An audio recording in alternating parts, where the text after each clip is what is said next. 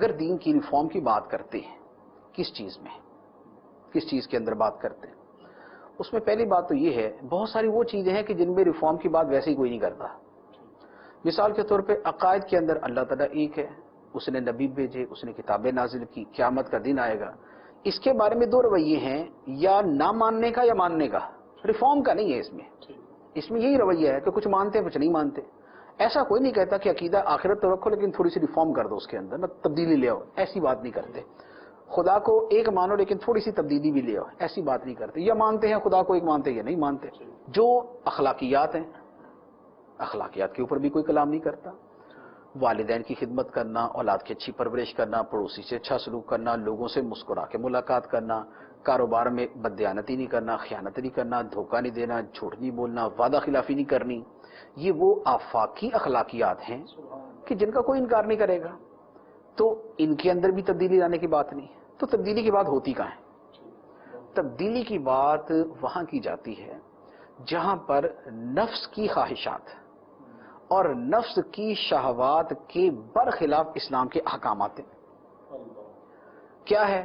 دل کرتا ہے جی ناچیں، گائیں، اچھلیں، کودیں، ڈانس کریں، مرد عورت آپس میں جو مردی تعلقات قائم کریں، بے پردگی ہو، بے حیائی ہو، پردے کی کوئی پابندی نہیں ہونی چاہیے. کھانے کے اندر اگر سود کے اوپر کاروبار چلا سکتے ہیں تو چلائیں، کوئی روک ٹوک نہ ہو. یہ اس طرح کی آپ پوری ایک لسٹ تیار کر لیں. جتنے لوگ ریفارم کی بات کرتے ہیں نا تو ان سے بولے جی آپ لسٹ بنا دیں کہاں کہاں ریفارم چاہیے.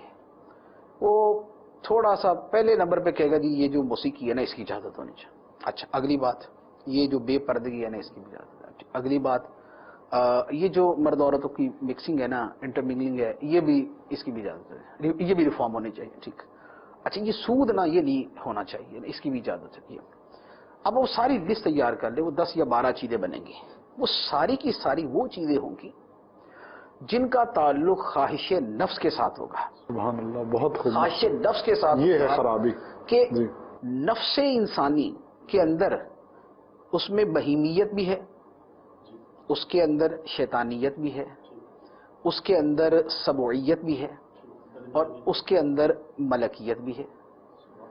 تو وہ جو اس کے نفس کے اندر شیطانی تقاضے ہیں اور بہیمانہ تقاضے ہیں، وہ کہتے ہیں کہ انسان کو اپنی شہوت پوری کرنے کی کھلی چھوٹ ہونی چاہیے. وہ کہتے ہیں کہ اسے اپنی لذات پوری کرنے کے لیے اس کے سامنے پابندیاں نہیں ہونی چاہیے. تو وہ جو خواہشات نفسانی ہے، جو نفس انسان کا اصل دشمن ہے، کہ جس نے لوگوں کو گمراہ کرنے والے کو بھی گمراہ کیا، شیطان کو. ہمیں تو یہ ہے نا کہ شیطان وسوسے ڈالتا ہے. شیطان کا کس نے ستیہ ناش کیا تھا؟ اس کے نفس نے. تو اول دشمن نفس، اس کے بعد آ گیا شیطان. تو اب چونکہ یہ خیر اور شر کی جنگ ہے، یہ حق و باطل کی جنگ ہے جو انسان کے اندر چل رہی ہوتی ہے. ایک طرف اچھے اخلاق، ایک طرف اچھی اقدار و اچھے اخلاق کی قوت ہوتی ہے، دوسری طرف انسان کے اندر ہی بری خواہشات اور برے کردار کی طاقت و قوت ہوتی ہے. یہ دونوں آپس میں لڑائی کرتے ہیں. تو جہاں جہاں خواہش نفسانی ملوث ہے وہاں پر لوگ کہتے ہیں یار ریفارم ہونی چاہیے. اس کا مطلب یہ ہوا کہ اصل چکر ریفارم کا نہیں ہے. اصل ہے کہ ہماری جنسی خواہشات، نفسانی خواہشات میں کوئی رکاوٹ باقی نہ رہے.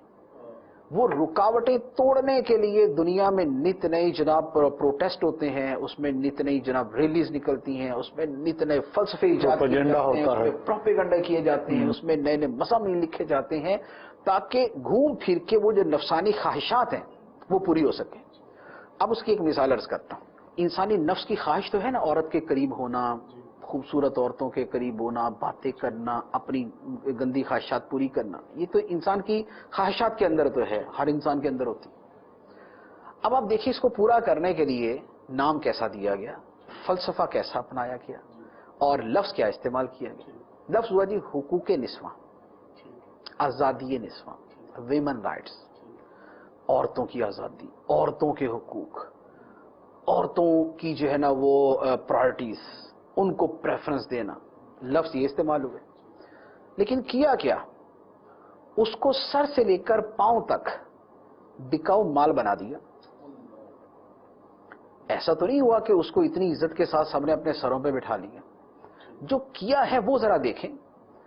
اس کو سیکرٹری بنا دیا, ٹھیک ہے, اس کو ماڈل گرل بنا دیا, اسے ڈانسر بنا دیا, اسے اداکارہ بنا دیا, اسے کیٹ واک کرنے والا بنا دیا, اسے کھلا پھرنے والا بنا دیا, اسے دفتروں میں لے آئے جہاں مردوں کا قرب ہو اور مرد اپنی آنکھوں کی تسکین کر سکیں اور اس سے آگے معاملات کو بڑھا سکیں.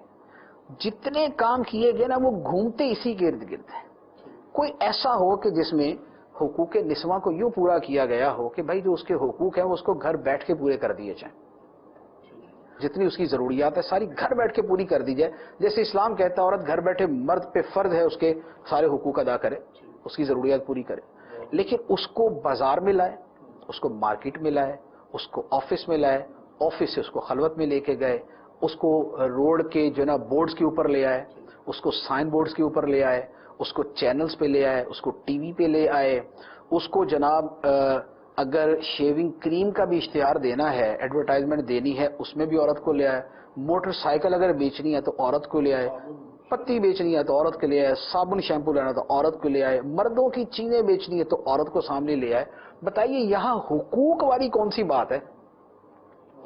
تو نفسانی خواہشات کا جو ایک زور تھا اس کے لیے ایک جال پھیلا کے ان سب کو اس کے اندر قید کر دی. اور اپنی جگہ بڑی خوش ہے جی میرے حقوق ادا ہو رہے ہیں, میرے حقوق کی بات ہو رہی ہے, اور کیا اس کے ساتھ یہ ہے. تو جو خواہش نفسانی والی باتیں ہیں یہ ساری کی ساری چیزیں نا یہ وہیں چل رہی ہوتی ہیں, اور ان کو کہا جاتا ہے کہ یار چونکہ اسلام میں ان کی پابندی ہے, اسلام میں تو عورت کے ان کرداروں کی پابندی ہے کہ وہ کیٹ واک کرے, وہ ماڈل گرل بنے, وہ اداکارہ بنے, وہ ڈانسر بنے, وہ گلوکارہ بنے, وہ کسی کی جناب سیکرٹری بنے, کسی کی تنہائی کے اندر اس کے پاس بیٹھ کے جناب وہ لگی ہوئی فائلیں کرنے, اس کو جناب اس کا باس چھٹی کے بعد بھی روک کے بیٹھا ہوا ہے. تو اسلام تو اس کی اجازت نہیں دیتا. اب کہتے ہیں کہ یار اگر تو اسلام کو باقی رکھ کے کہا کہ بھئی یہ اسلام باقی بھی ہو اور ہماری خواہشات بھی پوری ہو جائیں, یہ متضاد ہے, ہو ہی نہیں سکتا, لہذا اسلامی ریفارم لایا جائے. اب اسلامی ریفارم کے لیے پھر یہ ساری باتیں کی جاتی ہیں کہ اسلامی ریفارم اس طرح آ جائے, اس طرح آ جائے, اس طریقے سے آ جائے. ہمارے لیے جو سیدھا سیدھا اصول اللہ تعالیٰ نے عطا فرمایا وہ یہ ہے, قل ان ھدی اللہ ھو الھدی, بے شک اللہ کی ہدایت ہی حقیقی ہدایت ہے, اور وہ ایک ہی راستہ ہے, اور وہ دین اسلام ہے, اور اللہ کے نزدیک وہ دین اسلام ہی پسندیدہ دین ہے, اور وہ دین اللہ نے ہمارے لیے کامل کر دیا, ہمارے لیے بطور دین کے اسلام کو پسند کر لیا, اور اس کے لیے ماڈل کے طور پہ نبی پاک علیہ الصلوۃ والسلام کی ذات مبارکہ ہمیں عطا فرمائی ہے. یہ سارے کا سارا دین کا پورا پیکج اور پورے کا پورا سسٹم جو ہے وہ ہمیں عطا فرما دیا. اب دین کے احکام میں کمی بیشی نہیں ہو سکتی. اب یہ نہیں ہو سکتا کہ آپ 5 نمازوں کے 6 کر دیں یا 4 کر دیں.